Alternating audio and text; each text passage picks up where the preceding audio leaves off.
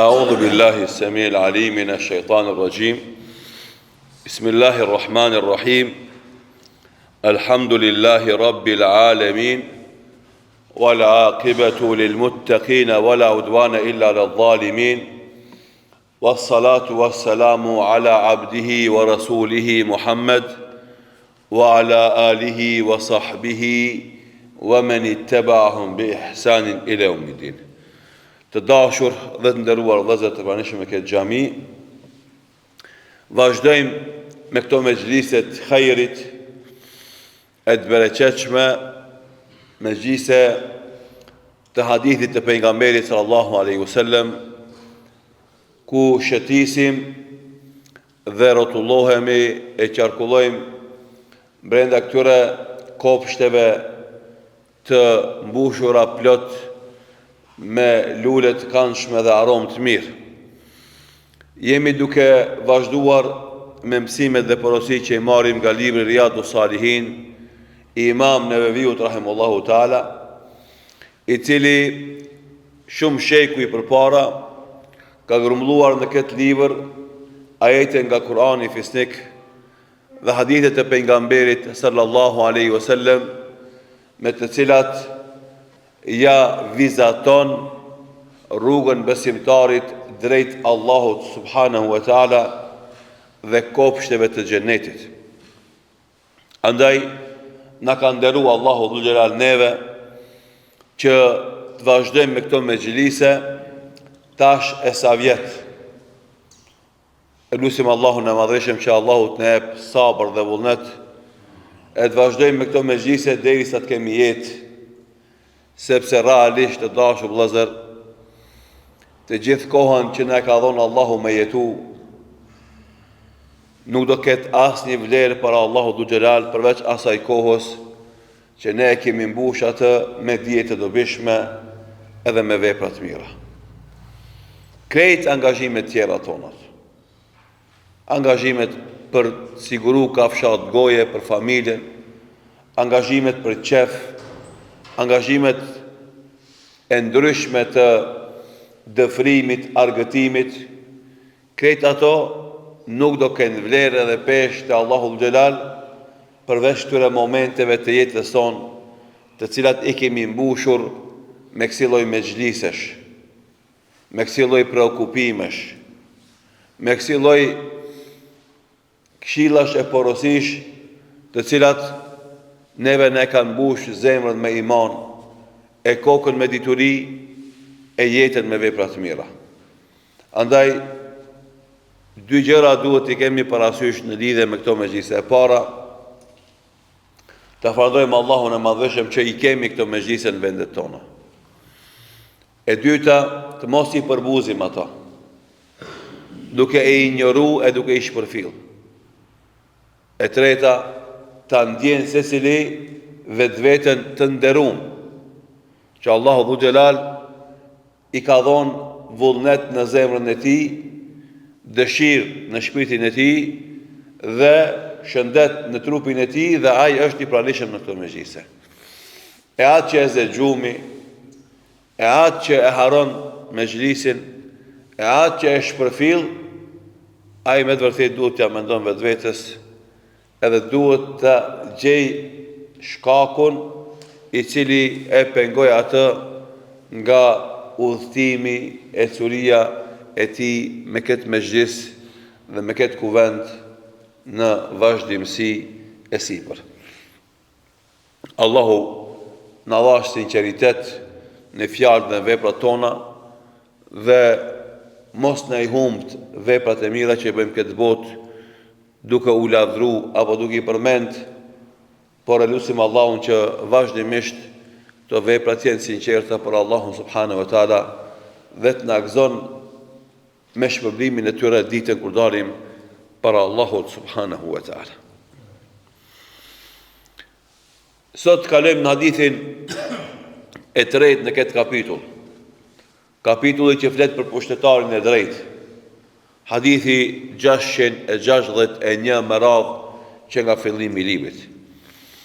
Imam Neveviu rahimahullahu taala thot: "Wa an Auf ibn Malik radiyallahu anhu qal: سمعت رسول الله صلى الله عليه وسلم يقول خيار أئمتكم الذين تحبونهم ويحبونكم وتصلون عليهم ويصلون عليكم وشرار أئمتكم الذين تبغضونهم ويبغضونكم وتلعنونهم ويلعنونكم. قال: فقلنا يا رسول الله أفلا ننابذهم؟ قال: لا ما أقاموا فيكم الصلاة لا ما أقاموا فيكم الصلاة. رواه مسلم. Në rëfen Imam Neveviu rahimahullahu ta'ala nga Auf ibn Malik radiallahu anhu. Për Auf ibn Malikun radiallahu anhu kemi fol të hadithi 528 në vazhën e këtij librit. Dhe aty kemi dhënë biografi për këtë sahabi. Do thot Auf ibn Malik, emër që rrallë e ndëgjojmë prej sahabeve të pejgamberit sallallahu alaihi wasallam. Auf ibn Malik radiallahu anhu thot: kam dëgjuar pejgamberin sallallahu alaihi wasallam. O vëllazër, unë edhe ti s'kena mundësi me ndëgju pejgamberin sallallahu alaihi wasallam drejt për së drejti, sepse kanë shku 1400 e kusur vjet nga jeta e tij sallallahu alaihi wasallam dhe prania e tij në mesin e besimtarëve. Mirë po ta dini se shumë nderuam dhe shumë privilegjuam janë ata ulema që merren në studimin e hadithit të pejgamberit sallallahu alaihi wasallam, të cilët vazhdimisht gjatë ditës jetojnë me qala Rasulullah sallallahu alaihi wasallam, sami'tu Rasulullah sallallahu alaihi wasallam, ra'aytu Rasulullah sallallahu alaihi wasallam. Ka thonë pejgamberi sallallahu alaihi wasallam, e kam dëgju pejgamberin sallallahu alaihi wasallam, e kam pa pejgamberin sallallahu alaihi wasallam. Fjalët e sahabeve që i thënë për transmetimin e haditheve të pejgamberit sallallahu alaihi wasallam. Andaj edhe ata besimtar të cilët ja kanë bërë detyrë vetvetes që të jenë pranishëm në këto mexhlise ku vazhdohet leximi i haditheve të pejgamberit sallallahu alaihi wasallam dhe ringjallja e sunetit të tij dhe përjetimi i këtyre momenteve sikur me qenë në praninë të pejgamberit sallallahu alaihi wasallam. Andaj kur thot Auf ibn Malik radiallahu anhu, sami'tu Rasulullah sallallahu alaihi wasallam, kam dëgjuar pejgamberin sallallahu alaihi wasallam, secili prej neve duhet me ndjej në ato momente, me improvizu ndjenjën vetveten e tij, a thu vallë, çfarë ndjenja do kisha une, kisha qenë para pejgamberit sallallahu alaihi wasallam dhe ta kisha dëgjuar atë duke thonë këtë hadith drejt për së drejtë. Ne kur dojmë me qenë dikushi, mundohemi të gjitha ndodhit e mëdhaja t'i përjetojmë live. Edhe t'i emitojmë live nga vendodhja. Mirë po, sa na kanë zemra që na të kishim qenë të pranishëm në kohën e këtij të bekumit, kohën e këtij njeriu më të mirë në fytyrën e tokës, Muhamedi sallallahu alaihi wasallam. Që udhëzimet e tija që nga e kohë e që nga i vend janë përhap anën mban botës dhe e kanë ndihmuar njerëzimin me pas një jetë të këndshme, një jetë të bukur, një jetë të mirë, një jetë plot lumturi dhe rahati, atëherë kur ata njerëz i kanë marrë ato udhëzime të pejgamberit sallallahu alaihi wasallam. Auf ibn Malik po thot, kam dëgjuar pejgamberin sallallahu alaihi wasallam duke thonë: khiyaru a'immatikum alladhina tuhibbunahum wa yuhibbunakum. Pushtetarët më të mirë janë ata që ju i doni ata dhe ata ju duan juve. Wa tusalluna alejhim wa yusalluna alejkum. Dhe luten ju për ta e luten ata për ju. Kurse pushtetarët më të këqij janë ata që ju i urreni dhe ata ju urrejnë juve. Ju i mallkoni ata dhe ata ju mallkojnë juve. E tha sahabiu, i than pejgamberit sallallahu alaihi wasallam, e fala nunabidhuhum, a ti kundërvihemi atyra, a ta prishim marrveshjen e respektin ndaj tyre? Tha pejgamberi sallallahu alaihi wasallam, la, jo, ma aqamu fikum as-salah, përderisa ata e falin namazin, ose përderisa ata ju prin juve në faljen e namazit, jo, përderisa ata ju prin juve në faljen e namazit, e transmeton Imam Muslimi sahihun e tij. Pra, edhe ky hadith vjen me tregu se si zhvillohet shoqëria me pushtetarët e mirë. Çfarë harmonie ka në atë shoqëri ku udhëhiqet nga pushtetarët e mirë? E çfarë raporti dashnie mes popullit dhe prijësve ka në atë shoqëri ku ka pushtetarë të mirë? Dhe e kundërta është e kundërt. Çfarë urrëtie, çfarë mallkimi, çfarë mosdurimi ka atëherë kur udhëhiqen nga pushtetarët e këqij. Andaj, këtë këto grindje, këtë këto mosmarrveshje, këtë këto akuza, këtë këto ofendime, këtë këto muhabete në nivel, ndodhin për shkak se pushtetarët e sotit nuk janë pushtetarë të mirë. Sepse as që kanë parasysh udhëzimet e Zotit, e as që i respektojnë ligjet e drejtësisë. Edhe një pushtetar që nuk i respekton udhëzimet e Zotit, e as mundohet me qenë i drejtë shoqërinë që ai qeveris, nuk ka mundësi me pas harmoni, respekt, dashni e lutje për të mira, për bereqet për njëri tjetrin. Normalisht, ky hadith është një lloj testi për secilin pushtetar. Nëse do të me ditë a është i mirë apo është i keq. Le ta shef, e don populli për një me apo nuk e don. E thash për një me, sepse prohoritjet për një pushtetar gjatë fushatave dhe mitingjeve, ato nuk janë tregues i sakt i dashnisë të sinqert apo mos dashnisë në zemrat e njerëzve. Por kur e don dikush një pushtetar, ai e përkra atë edhe në distancë. Lutet për te edhe kur askush nuk e shef. E prohoritjet publike për t'ju vardis këtij apo atij pushtetari nuk janë treguesi i vërtet i ndjenjave të njerëzve. Madje as votimi si proces votimi sot nuk është treguesi i vërtet se kush ka e don edhe kush sa e don. Andaj shifne çfarë kriteri ka pru pejgamberi sallallahu alaihi në këtë hadith që me kuptu kush është pushtetari i mirë. Atë që e dojnë njerëzit dhe ai që i don njerëzit. Nuk i shef njerëzit si trup votues vetëm. Nuk i shef njerëzit si militant partijak vetëm. Nuk i shef njerëzit si një tuf dhensh që ai manipulon me to si don dhe kur don.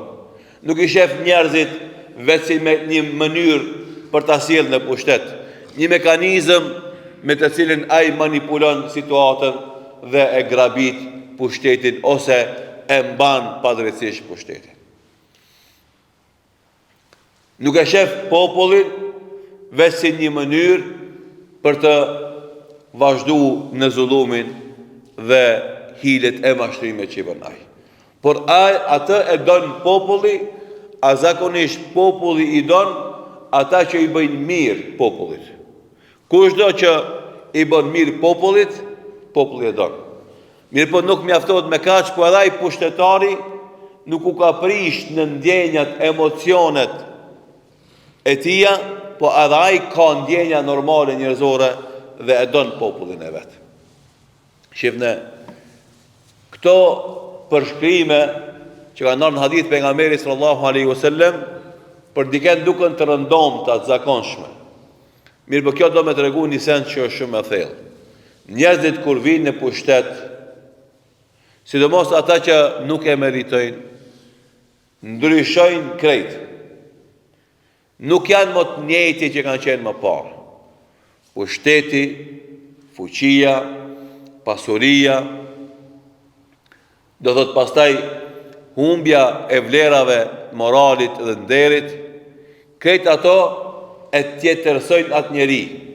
Ai nuk metet ai njeriu i vjetër me ato ndjenja dhe emocione të mira dhe pozitive që i ka pas më herët, po tani çdo ken e shikon në prizmën e interesit dhe mendon se çdo kush i afrohet atij për interes.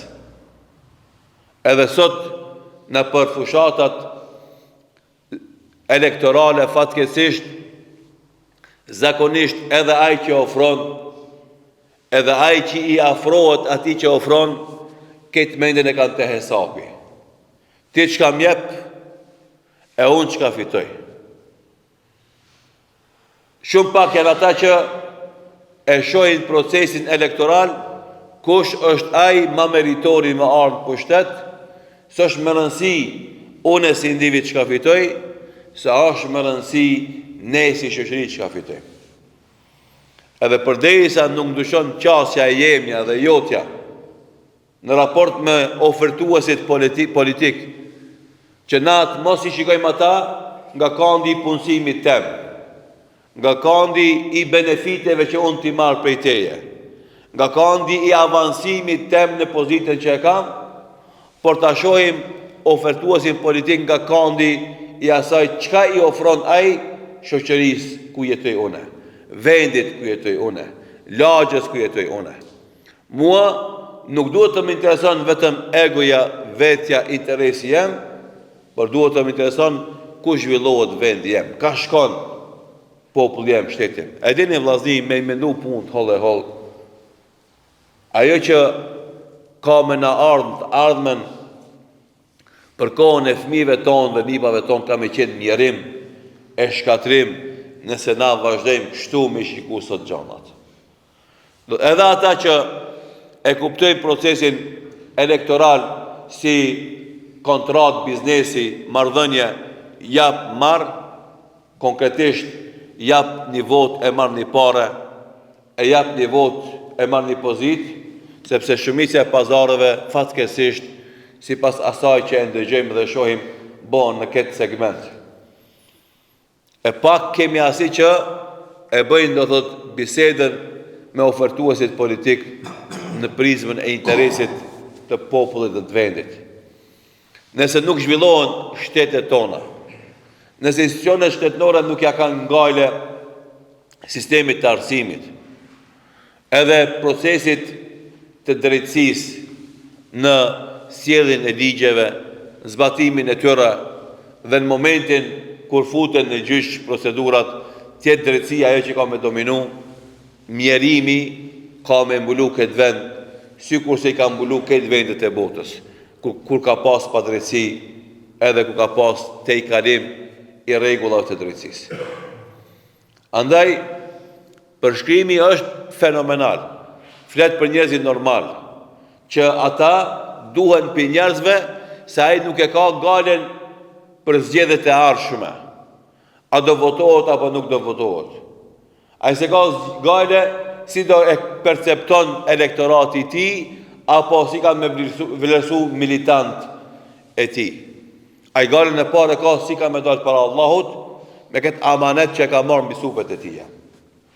Pastaj nga emocionet që ka brenda zemrës së tij, nga dashuria që ka për popullin e vet dhe dashuria që ka për vendin e vet, ai mundohet me bo jo maksimumin, po me bo për te maksimumit që jeta në vendin ku ai qeveris tjetë e lehtë, tjetë komode, tjetë e rahatshme për qytetarët e vendit. Edhe kur vjen e takohet me qytetarët, pa pas nevojë me mbledh militant e vet e me lavdru, me çdo qytetar ku do të takohet spontanisht me marr për krahen edhe lavdratat e tija. Pa pas nevoj me regullu pastaj e me nxjerr në publik vetëm ata që e lavdrojnë e mi anashkalu ata që i kritikojnë. Ashtu si që bëhet sot fatkeqësisht nëpër mediat e sotit. Por ai del vetë në rrugë edhe nuk dihet as pak fajtor, edhe nuk dihet as pak me turp, pse del ai para njerëzve, sepse krejt ato që ka premtu e ma shumë se ajo që ka premtu ka realizu. Edhe ka ftyrë mu ballafaqu me njerëz edhe me dalë në lagjet e tyre, edhe me dalë në qajtorët e tyre, e me bo muhabet lirë pa truproje, pa njerëzi militantë rreth vete. Pse puna e vetë e mbron atë. Suksesi i tij e ngrit atë. Kujdesi i tij për një jetë të mirë të popullit vet e bën të dashur ata tek populli. Andaj shifni çfarë raporti. Pushtetarët më të mirë tuajt janë ata të cilët ju i doni dhe ata ju dun. E kjo dashni nuk mundet me vazhdu nëse është për interes momental. Po flet, edhe këtu është një element gjysor, flet për kohën e tashme të vazhdueshme, që ju i doni dhe vazhdimisht, dhe ata ju duan vazhdimisht, pa marrë parasysh a kiti interes për ti, por personal apo nuk i. Nëse e shef se ai punon edhe kontribon, ti i gëzohesh suksesit ti dhe e don. Për shembull, na këtu në Maqedoni, shqiptarët e Shkupit, po dhe shumica e shqiptarëve në tokat tona shqiptare, e duam një kryetar shteti që punon për shtetin e vet, që është pjesë e umetit islam. I gëzohemi suksesit ti. Na sfitojmë kur gjon, pse kryetar është i drejtë, pse kryetar punon, pse e shtet e përpara. Na sfitojmë kur gjon, asaj drejt për së drejti. Mirë po e duam atë.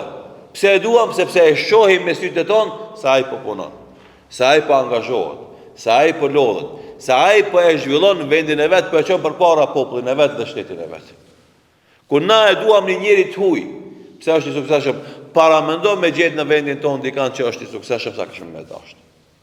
Andaj kur dalin disa gazetarë dhe disa islamofob, edhe i kritikojnë shqiptarët musliman, pse e duan për shembull kryetarin e Turqisë, edhe i shajnë si turkofila ose arabofila, ne i themi, nëse doni na me najmush zemrat tona me dashuri për ju punoni, sa punon ai për shtetin e vet, do ju duam juve dhe më shumë sa që e duam ata. Ama nëse ti nuk punon kur gjo për këtë shtet, për këtë popull, mjaftohesh vetëm me deklarata, atëherë normalisht na nuk kena mundësi me dash ty, sepse i na ngop me rrena tuja, me premtimet edhe mashtrimet tuja që mo s'ka vend ku kena me qu ma tepër. O vllazni, kjo është përshkrim që duhet mu gajlos ata që kanë pushtetin, po edhe na mu kujdes ka e duam, edhe të e ul nivelin e kërkesave tona, nivelin e presionit ton dhe pushtetarve, bien niveli i shërbimeve të shtetit ndaj nesh. Nëse ti nuk je ai që lufton për drejtësi, nëse ti nuk je ai që lufton për zhvillim, nëse nuk je ti ai që don me çu shtetin më lart, kur shkosh nëse në spital e s'ki shërbime mos u anko. Kur shkosh nëse në administratë s'ki shërbime mos u anko. Kur s'ki kushte për studimin e fëmijës tan mos u anko. Kur s'ki ujë te shtëpia mos u anko. Kur ki probleme me kanalizimin mallën tonë mos u anko. Se ti çdo proces elektoral, çdo proces zgjedhor, ti kërkesat e tuja i çëshet e poshtë, edhe i individualizohesh në formën më të ekstreme të mundshme. Ti stanike për askën për rreth veç për veten tonë. Mirë po duhet me kuptu, vllazni, se shteti nuk zhvillohet me zhvillimin vetëm tonin, me përparimin vetëm tonin. Shteti zhvillohet kur na ketë përparim, kur ketë na zhvillohemi. Se ai spital ka me qindra dhe mija të punësum, ka me dhjetra drejtora, e furnizus, e agjenzit të ndryshme. Dhe thot, nëse ata ketë nuk mendojnë si themi na, që a kenë gale të gjithve, jo vetëm vetë vetës, atër ato spitalet do menaxhohen në formën më të mirë të mundshme. Po edhe ato pacienta që janë ato spitale, kur ishin të shëndosh, si kur kishin menuar ndaj pushtetit dhe pushtetarëve kështu, që unë e përkrahi atë që i bën mirë të gjithve, jo vetëm atë që bën mirë mu, s'kishin me vujt në për spitale nga neglizhimi dhe shpërfillja e mjekëve, e teknikëve, administratës e kështu me radhë. Po e marr si shembull spitalin, ku zakonisht njerëzit janë ma hallegji dhe ma nevojtar për me kuptu se atë që ndodh në spitalet tona sot e mjelli unë edhe ti me përkrahin e opcioneve politike sot. Edhe andaj na themi, zgjohuni, kuptoni mirë fenomenet, keni qasje kritike ndaj zhvillimit, mos u bonit egër e dëvrasht, ofendus e nënçmues, por bëhuni vigjilent, bëhuni stiqel, bëhuni inteligjent, bëhuni njerëz që i kuptoni mirë, jo vetëm ata që shkruan në rreshta, por edhe përmbajtjen që është mes rreshtave. Në këtë formë, të e zhvesh veten nga egoizmi, nga vetjaksia, nga përfitimi personal, atëherë na kena mundësi me dhonë kontribut për të ndryshuar gjendjen tonë edhe për të arritur që të kemi këshill i pushtetarësh, që i duam dhe na duan. Lutemi për ta, po edhe ata luten për ne. Ne si xhallar jemi imam e tuj në namazet që i falim bashkë. Nëse une kur e vnoj badhin sejdë, lut na veç për mua, edhe ju haroj juve krejt, që vini edhe e shtoni sevapin e namazit me kallaballëkun tuj. Do të jemi në pozitë jo të barabartë. Po edhe nëse ju si xhamat vini në xhami dhe faleni pas imamit, dhe luteni vetëm për vete dhe harroni të bëni dua për imamin. Raportet tona janë të këputta. S'ka dashni mes neve. S'ka dhe bregët dhe kujdes ndaj njëri tjetrit. Une po e shpalosi një sekret që nuk ka ditë që unë dal imam para ju të më gjithë se jam imam i kësaj xhamie, as jam imam i rregullt në xhami, e nuk bëj dua për ata që kanë dhënë sabah. Pse e ndi veten se kam borx ndaj atyve që vinë mu falë këtë xhami, sidomos ata që janë xhamati kësaj xhamie vinë në vendeve tjera.